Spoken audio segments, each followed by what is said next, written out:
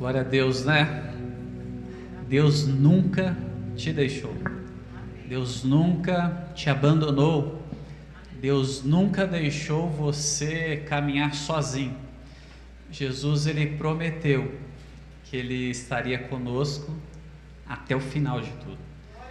Ele jamais ele vai deixar de cumprir a sua promessa. Ele cumpre, ele continua cumprindo. Semana passada nós meditamos um pouco sobre esse Jesus que deseja, anseia por estar em relacionamento conosco. Se você perdeu, acredito que está gravado, né? O culto, a mensagem no nosso canal do YouTube, você pode assim acompanhar e ver, né? E eu espero que durante essa semana você também tenha tido anseio, desejo forte de estar na presença do Senhor, tá? Que o amor de Deus então esteja contigo a cada dia. E nesse dia eu pensei em nós lermos aqui conselhos práticos para nós, para a nossa vida, relembrarmos alguns conceitos práticos aí da palavra do Senhor, que diz respeito à nossa comunhão com Deus, e eu diria para nós termos aí uma vida bem sucedida, né? Sermos bem sucedidos naquilo que fazemos. Então, alguns conselhos de forma que fica prático, você pode lembrar depois e ler novamente o texto da palavra do Senhor, que eu vou ler aqui em Provérbios capítulo 3, do verso 1 ao verso 10, Provérbios 3, de 1 a 10. Se puder acender a luz, por favor, agradeço. Já disse que eu gosto de ver quem dorme. Não tem problema dormir quando eu prego, eu gosto de saber quem é, para eu orar de forma específica por cada pessoa durante a semana, né? Faz parte aí. Bom ver o pessoal retornando, né? Aí o prédio já começa a ficar mais preenchido aí os lugares, isso é muito bom. Vamos lá, eu vou ler e parando e a gente tirando lições práticas sem qualquer estrutura aqui de sermão, de homilética, simplesmente tirarmos algumas lições práticas, um texto que é muito claro e muito prático, ok? Provérbios capítulo 3, de 1 a 10, estou lendo aqui na NVI, diz assim: meu filho, não se esqueça da minha lei, mas guarde no coração os meus mandamentos, pois eles prolongarão a sua vida por muitos anos e lhe darão prosperidade e paz. Uma pausa aqui. Então o sábio nos traz aqui, e eu gosto dessa expressão de meu filho, não é? Que nós então entendemos realmente o próprio Deus falando quem nós somos. E se você ainda não tomou, vou dizer, posse, né, dessa condição que você se tornou ao entregar a sua vida a Jesus, você é filho de Deus. Nós entendemos biblicamente que todos os seres humanos da terra são criação de Deus, mas a Bíblia diz que aqueles que entregam a vida a Jesus passam a se tornar filhos de Deus.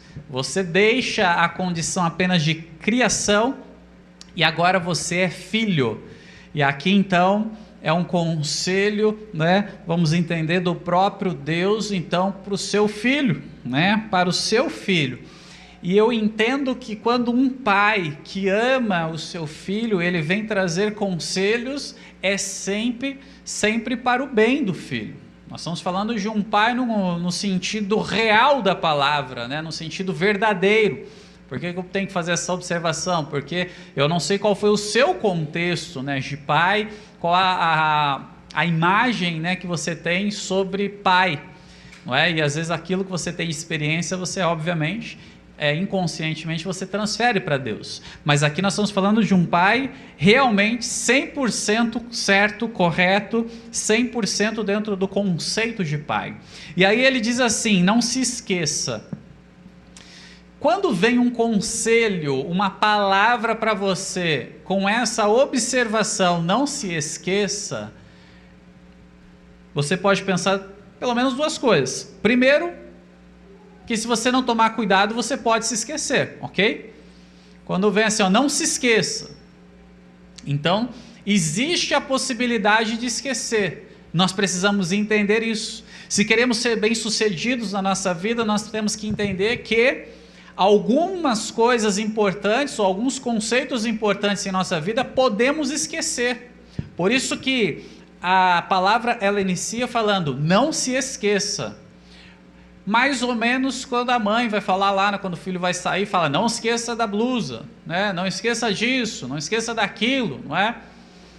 E aí, também não é só a mãe, né? A mulher também faz isso, não é? Já viu mulher quando vai sair de casa?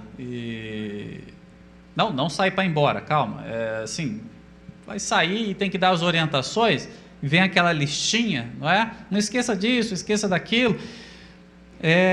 Sem querer falar os detalhes, mas quem quando teve a primeira experiência que foi sair, viajar, e a mãe deu uma lista de coisas para fazer do não se esqueça? Quem teve essa experiência aí? Tem, né? Dá para lembrar? Não estou levantando a mão não, mãe, desculpa. É duro, né, pregar com a mãe olhando, né? Não vou nem falar, não posso falar da esposa, não posso falar da mãe, não posso falar da irmã, mas que é mais velha que eu, não pode falar nada, né? É duro isso, mas é bom. Então, alguns têm até umas coisas traumáticas, não é? Ali. E é lógico que a gente, quando ia passear, fazer alguma coisa, a gente via alguém que a mãe dava tantas orientações, virava a zoeira da viagem toda, não é? Com a pessoa.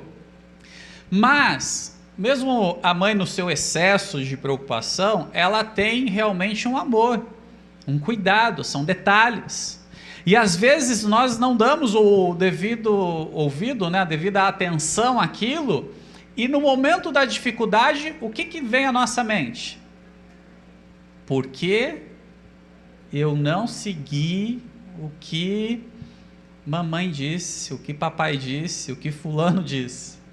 Então quando Deus ele te chama a sua atenção, ele fala não se esqueça, ele está falando para você, ei, preste atenção, de tudo que eu tenho falado, isso que eu falo na sequência, disso depende o seu futuro. Então, o que depende o seu futuro, ou o que depende para você ter uma vida bem sucedida, né? Você ser bem sucedido? Ele fala, não se esqueça da minha lei, mas guarde no coração os meus mandamentos. Querido, o segredo de ser bem sucedido na vida, mais do que você decorar tudo que diz respeito à sua profissão, é você entender que o segredo é guardar os mandamentos de Deus. Porque o que diz respeito à sua profissão pode fazer de você um bom profissional, não é verdade? Mas o que vai, de acordo com a Bíblia, pode te trazer, por exemplo, prolongar a sua vida, prosperidade e paz, prosperidade no sentido de vida plena, é guardar os mandamentos de Deus, ponto.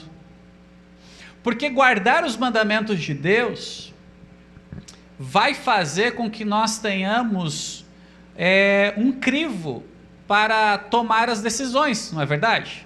Inclusive profissionalmente. Você tem que tomar uma decisão profissional, que coloca em dúvida ou em xeque os mandamentos de Deus para a sua vida. E aí, você vai pelo lado só profissional, só do que a empresa ou que o chefe está pedindo, ou você vai levar em consideração o que Deus diz? A resposta a essa pergunta diz muito a seu respeito, diz muito ao meu respeito, porque se eu quero ser bem-sucedido dentro do conceito do Criador, eu tenho que seguir as regras do Criador, concorda? Hoje se coloca muita dúvida e entra muito achismo nas coisas. Eu acho isso, eu acho aquilo, mas observa a sequência do texto. Então, se você quer ter prosperidade de vida, ter paz de espírito, não é? Você precisa entender que é só guardando os mandamentos. E aonde guardar os mandamentos? Cognitivo? Não. Coração, porque coração tem a ver com ação, tem a ver com o princípio que move a atitude que você vai dar, o passo que você vai dar. E eu acho isso muito legal. E aí ele continua, né? Que o amor e a fidelidade jamais o abandone. Prenda-os ao redor do seu pescoço, escreva-os na tábua do seu coração. Ele fala para nós nos lembrarmos da lei, guardarmos os mandamentos, termos o amor e a fidelidade. Uma outra tradução para a palavra aqui é benignidade e fidelidade. É você realmente entender que os seus passos, quando são de obediência aos mandamentos de Deus, serão passos de amor, de benignidade, de fidelidade. Você não vai trair a confiança de alguém, especialmente do seu Deus, se você obedecer aos mandamentos. E isso ele está falando, então, escreva na tábua do seu coração. Essa expressão é guardar no coração, escrever na tábua, falando assim, em outras palavras, pegue os meus mandamentos como seu princípio de vida. Já observou como que cresceu essa questão de coaching, de conhecimento pessoal e tudo mais? Mas já observou que basicamente é firmado ou é trazido a nós de termos princípios, valores, conceitos. Então você passa e fala, não, seja você quem cuida do seu tempo. Não tem nada de errado nisso, obviamente, né? Porque se você não fizer a sua agenda, os outros farão a sua agenda. Já ouviu isso, né? Em algum momento, e hoje está muito comum isso. Só que, meus queridos, a Bíblia já está aí há tantos anos, e ela já trazia isso, falando, olha, guarda os meus mandamentos, e você vai ser uma pessoa melhor, você vai ser bem sucedido, você vai chegar no final da sua vida sem olhar para trás com arrependimento, você vai olhar para trás com alegria. E eu pergunto, quando você faz essa reflexão de olhar para trás, independente do tempo de vida que você tem, você olha com alegria, ou você olha com tristeza e fala, olha, não foi muito legal? Agora deixa eu perguntar, quando você olha para trás e avalia o seu passado pela palavra de Deus, e muda a situação, obviamente, você olha com alegria ou ainda olha e fala, poderia ter sido melhor? Você pode até fazer a autoanálise separando dois momentos, lógico, desde o seu nascimento, mas desde o seu nascimento com Cristo. O que mudou a partir do momento que você entregou sua vida a Jesus? Eu acho que uma das coisas mais gostosas na vida é quando alguém que nos conhece há anos chega para nós e fala, você mudou. E já observou que a nossa tendência é falar, mudei nada, rapaz, se orienta, que isso, sou a mesma pessoa? E na verdade, a gente espera que a pessoa esteja falando que se você mudou para melhor, né? Mas normalmente aquele que é amigo não chega e fala, você mudou. Ele chega para você e fala assim, quem te viu, quem te vê, hein? Não é? O que ele está dizendo isso com quem te viu? Ó, eu conheço o seu passado, e agora eu estou vendo o seu presente. Nós deveríamos olhar essa pergunta como até um momento de alegria, de avaliar, falar, olha que legal, a pessoa viu que eu mudei. Pode ser que a pessoa não goste da mudança, mas se eu estiver entendendo que eu mudei para o que Deus diz, para a obediência dos mandamentos de Deus, está tudo dentro do que tem que ser. Esse é o ponto. Claro que por obedecer a Deus, sofremos e podemos sofrer vários tipos de, vou colocar perseguição, mas entre aspas, tá? Mas de cheque da nossa fé. Você é checado, a sua fé é checada constantemente, no seu dia a dia, nas suas decisões. Cada oportunidade para você mentir, sua fé está sendo chocada, não é? Ela está sendo colocada em xeque ali, de falar, e aí, vai mentir ou não? Ó, se você mentir, acabou o assunto e ninguém vai saber. Só que o detalhe é, se você vive de mentira em mentira, nesse momento onde você está sendo tentado ou testado para uma mentira, você não vai nem avaliar. Mas quando você começa a entender, e a palavra de Deus fala, se lembre da minha lei, dos meus mandamentos, você vai se avaliar. E você não vai medir o que pode trazer de prejuízo. Você vai medir o que pode trazer de benefício para você. Porque o benefício é uma vida bem-sucedida em obediência à palavra. É o benefício, nós temos que inverter a situação. Não é olhar o que isso pode me trazer de prejuízo. Não importa o que pode te trazer de prejuízo. O mais importante em cada decisão da sua vida é o que pode te trazer em benefício da sua intimidade com Deus. Entende a colocação? Porque consciência de querer ser bem-sucedido é saber que você está caminhando para uma intimidade mais profunda com Deus. Uma das expressões dos textos bíblicos que eu acho mais impressionantes é quando a Bíblia vai falar de Enoque. E o texto fala que Enoque andou com Deus. E aí o que Deus fez com Enoque? Levou.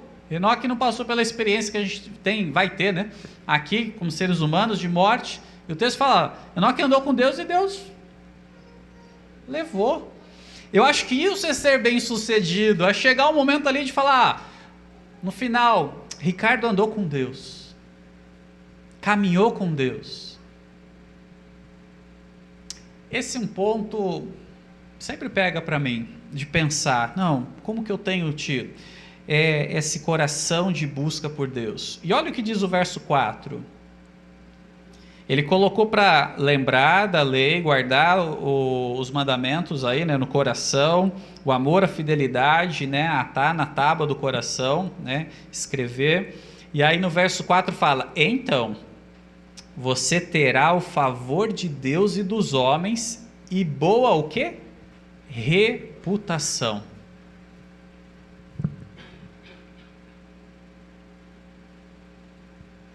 Você já parou para pensar que muitas vezes Deus está te dando tantos livramentos pelo simples, ou diria profundo fato de você obedecer os mandamentos dele?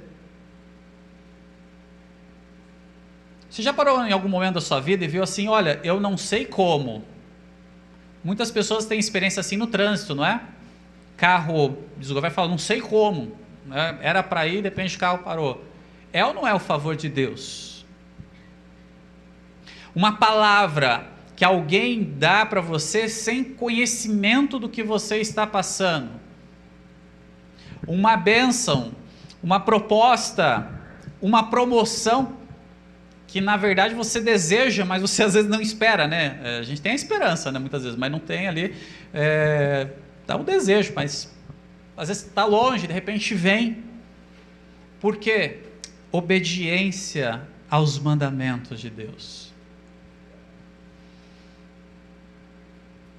Uma decisão que você precisa tomar muito e você busca Deus intensamente para ter a direção dele.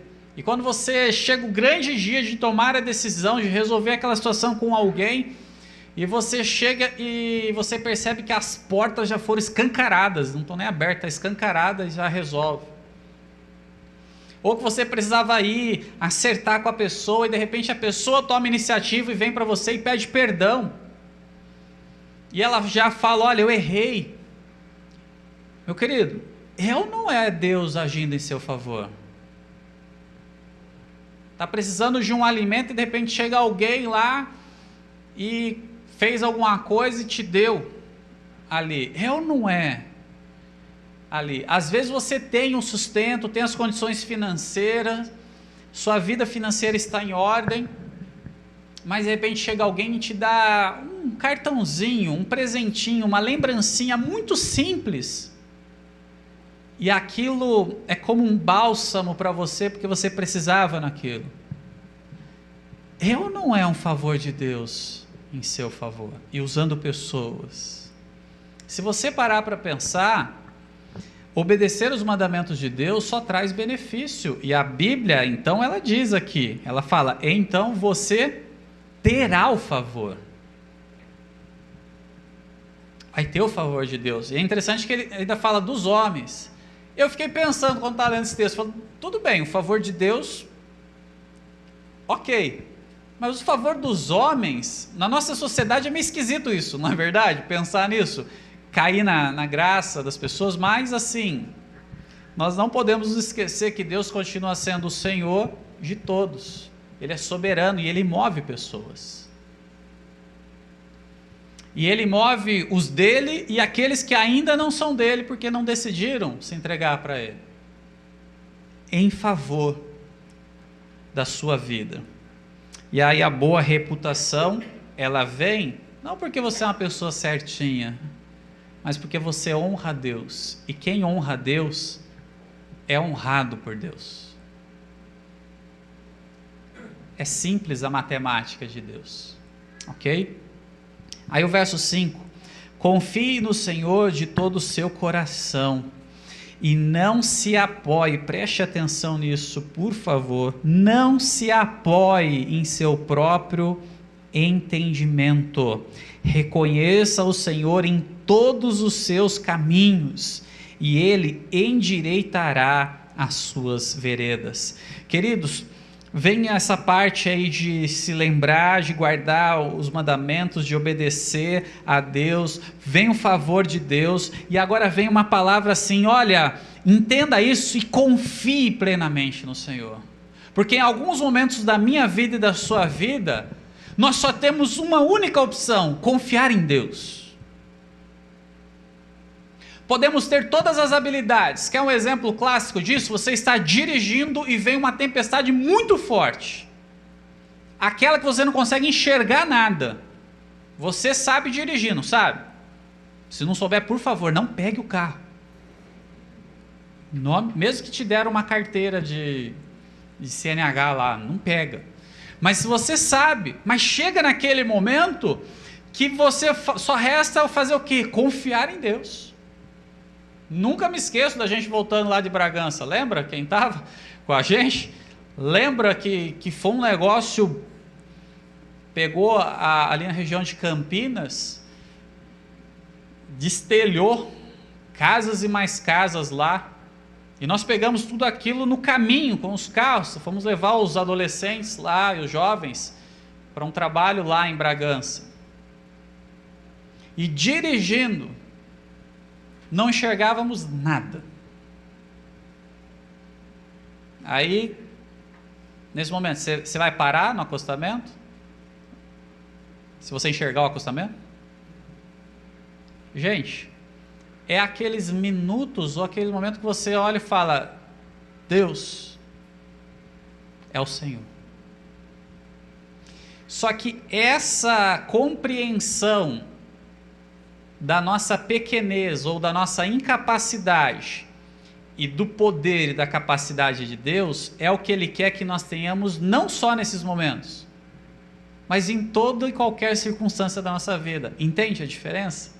Não é só quando a coisa ficou ruim, ficou feia demais, mas é em tudo.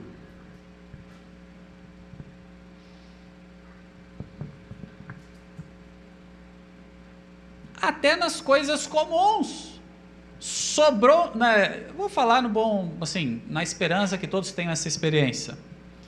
Sobrou um dinheirinho no orçamento, você pagou tudo. Alguém se lembra de como que é isso? Você sobrou lá um dinheirinho, você já pagou tudo, já está tudo tranquilo, já fez todo o segmento, né, consagrou dízimo, fez investimento que você aprendeu em curso e tal, e sobrou um dinheirinho, você vai comprar uma roupa, fala: vou comprar uma roupinha. Você já troca uma ideia com Deus, fala: Deus, vamos lá comprar uma roupa?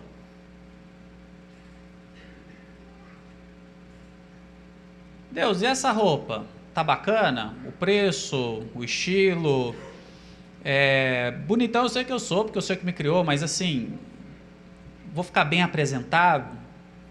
Ou arrumadinho, né? Aí, eu estou falando uma coisa muito simples. É um momento de alegria, de felicidade. Deus quer que a gente confie nele nesses momentos. Porque, pegando a questão da roupa, quando a roupa rasga e não está sem roupa, o que a gente faz? Deus, eu preciso de roupa. Não é? Quando vai chegando o final de ano, é engraçado a nossa mentalidade, né? A gente sempre quer comprar uma roupinha nova, não é?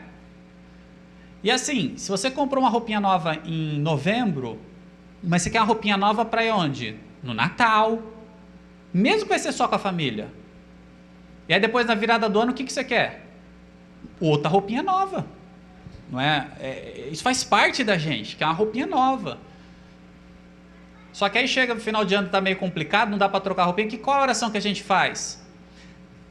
Deus de Abraão, de Isaac, de Jacó, Deus Todo-Poderoso, que manteve intacta a roupa do pessoal que saiu do Egito. Eles não tinham condições de ir no deserto e no shopping, gente. Você fala a Deus que, já que não veio uma roupa nova, que essa perdure. Deus segue a visão das pessoas, deu dom daltônico para as pessoas, que quando eu for com essa roupa, a mesma roupa do Natal, no Ano Novo, que as pessoas pelo menos vejam uma cor diferente. Nós começamos a fazer uma oração de súplica às vezes a Deus, porque faltou, mas a mesma intensidade precisa ser quando está bem. É isso que é ter uma vida bem sucedida, é reconhecer Deus em tudo. Deus não é apenas aquele que vai te livrar no momento mau. Deus é o que está te dando no momento de bonança. Deus é o Deus que está te dando o alimento. Você não vai ficar orando, suplicando pelo alimento quando não tem. Agradeça quando tem. Já parou para agradecer quando chega lá, está caro demais a carne, o peixe, tudo que era barato ficou caro. E tudo que era caro ficou mais caro. Não é? E aí você ainda pode escolher. Já parou para agradecer por isso? Enfim, eu começo a me empolgar, até a voz vai afinando, né, quando a gente vai.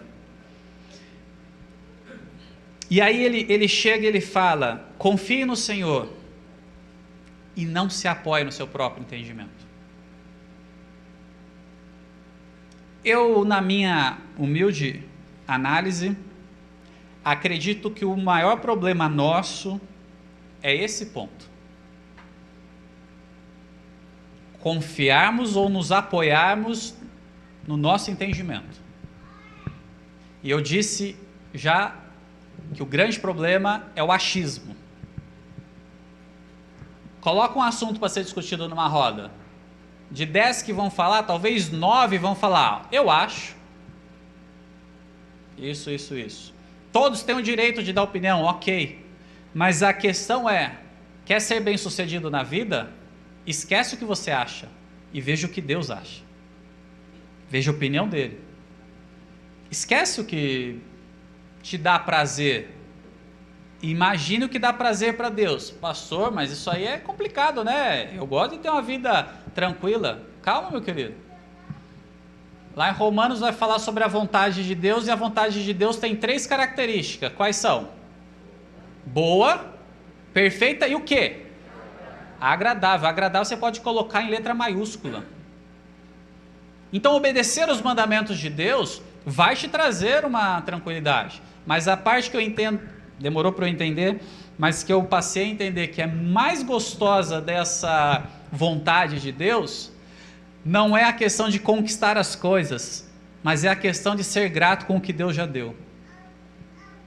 Eu acho que esse é o ponto mais assim. Posso não ter a casa, construir a casa que eu gostaria, mas é bom ter gosto e querer construir a casa. Posso não chegar nisso, mas eu sou grato aonde eu moro. Posso não ter a roupa. Eu estou falando coisas materiais que é mais fácil para a gente entender. Posso não conseguir concluir o mestrado, o doutorado, CPHD, mas estou feliz com a formação que Deus me permitiu até aqui. Posso não ter um emprego tal, mas eu estou feliz com o trabalho que Deus me deu e o sustento que Ele me deu.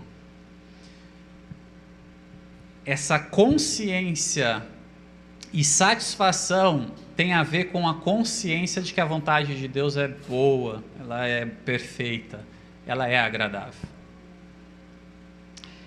E Deus não quer que você tenha uma vida de miséria espiritual. Ele quer que você tenha uma vida de abundância, de prosperidade espiritual. Porque a vida abundante espiritualmente te possibilita viver com os materiais, as matérias que tem nessa terra. Porque talvez nem sempre você vai alcançar.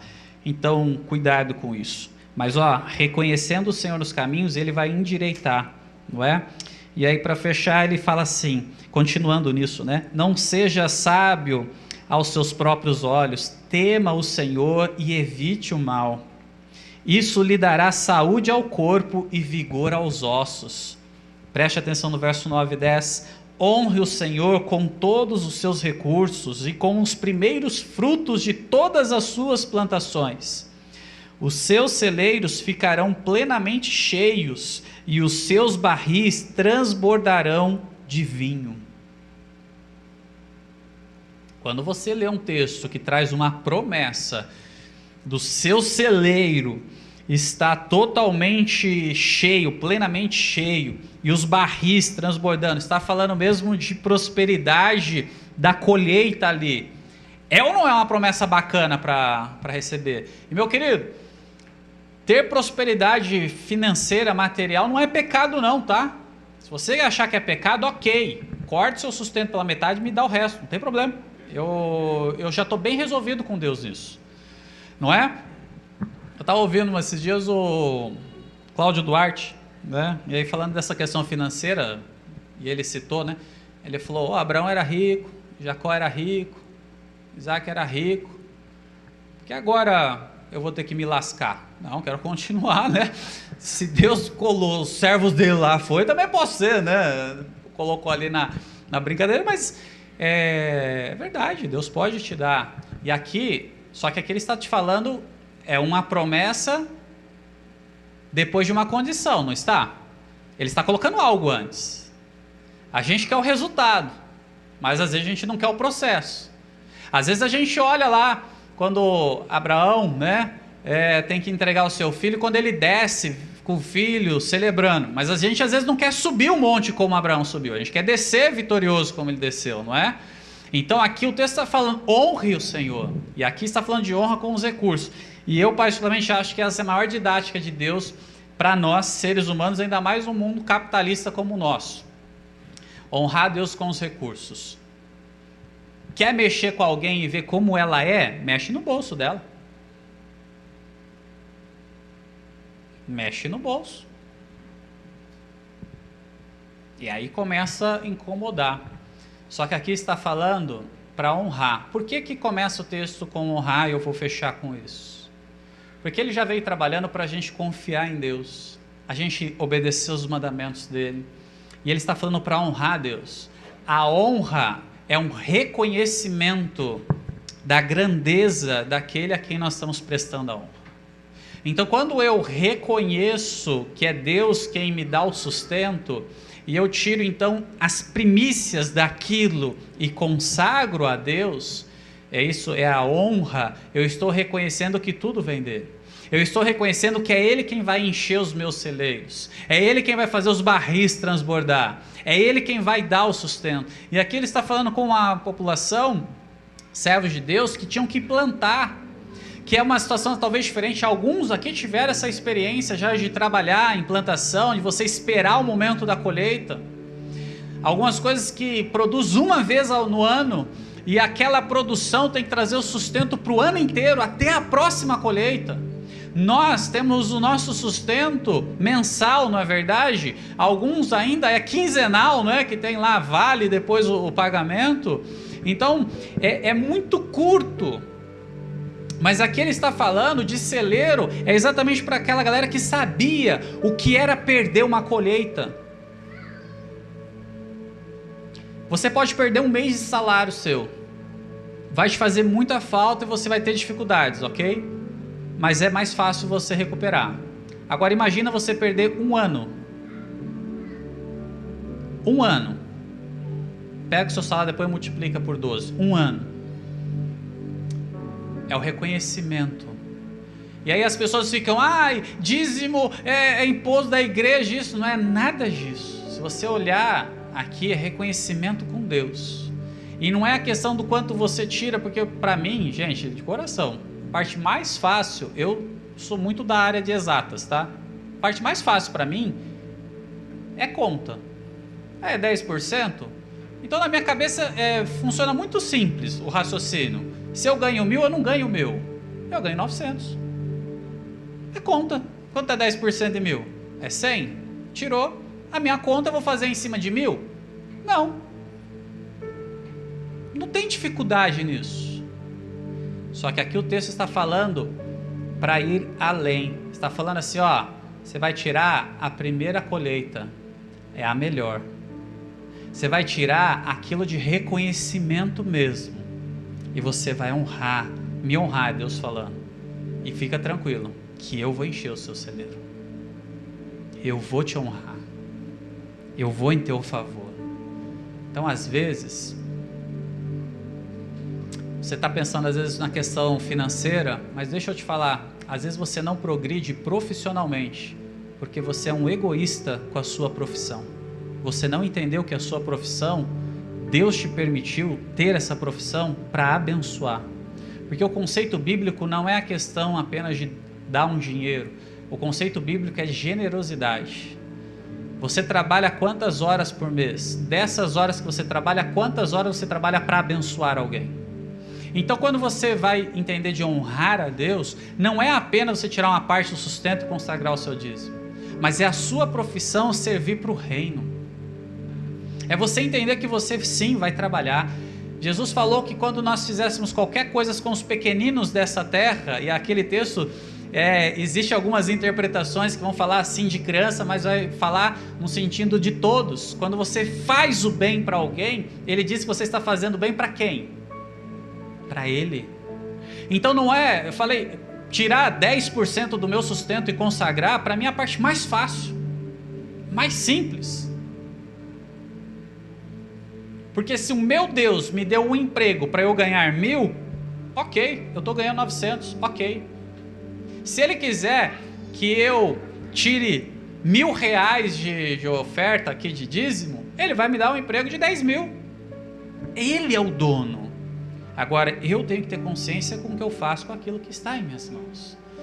Então, eu gostaria de, nesses conselhos práticos, falar: será que a sua profissão talvez não está... Você está deixando ela de lado, esquecer que você tem que honrar a Deus com ela? Suas habilidades, até as coisas que você faz de hobby, será que não pode servir para abençoar alguns dos pequeninos de Deus? A gente pode ir além.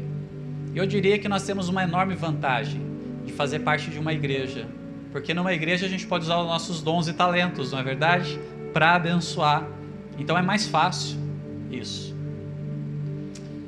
E eu olho e falo: Deus, eu quero os meus celeiros cheios, mas eu quero primeiro te honrar. Eu quero te adorar.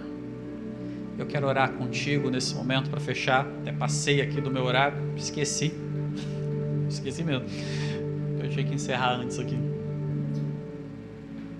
Mas eu quero, em nome de Jesus, aqui declarar que você aceite isso, que Deus quer encher os seus celeiros, Deus quer preencher os seus celeiros, Deus quer vir em seu favor, mas para isso existe alguns passos para você ser bem sucedido, e ser bem sucedido tem a ver com obedecer os mandamentos de Deus. O que Deus está pedindo para você abandonar, o que Deus está pedindo para você fazer, quais os passos práticos. Talvez há quanto tempo você não pega a sua Bíblia para ler, vai no seu quarto para orar, ouve louvor, está em comunhão, faz uma visita, eu não sei, discipula alguém, eu não sei, mas o que Deus está te chamando de forma prática, coisas talvez você já fez e Ele está te chamando.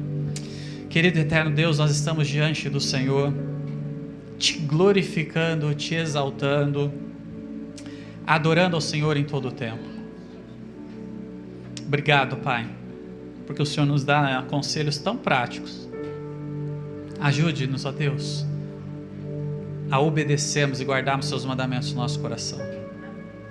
Pai, eu quero, e eu creio que os meus irmãos também querem, sermos bem-sucedidos, alcançarmos sonhos e projetos, mas não os nossos, os seus, e viver os sonhos do Senhor, porque essa é a única forma de chegar ao final da vida com a consciência de ser bem-sucedido. Honre, ó Deus. Pai, encha os celeiros, ó Deus, de cada um. Deus, continue vindo com o teu favor sobre a vida de cada um. Pai, mova o teu povo para o sobrenatural que o Senhor quer fazer. Nos leve ao teu caminho a cada dia, endireita o nosso caminho, as nossas veredas. É o que pedimos no nome que está acima de todo nome, o nome de Jesus. Amém e amém. Que bom que você esteve conosco durante essa celebração, esse culto. Que bom que você escolheu cultuar ao Senhor juntamente conosco. Quero dizer para você que a igreja é uma família de atitude que ama Jesus. Venha fazer parte dessa família, nos acompanhe aí, nos siga nas redes sociais. Estamos à disposição para ser bênção na sua vida, queremos caminhar juntos, né? Então, quero te agradecer e dizer que aguardo você, se possível, presencialmente aqui nos nossos cultos ou acompanhando mesmo de forma online, tá? Um forte abraço da Igreja Batista Novo Coração.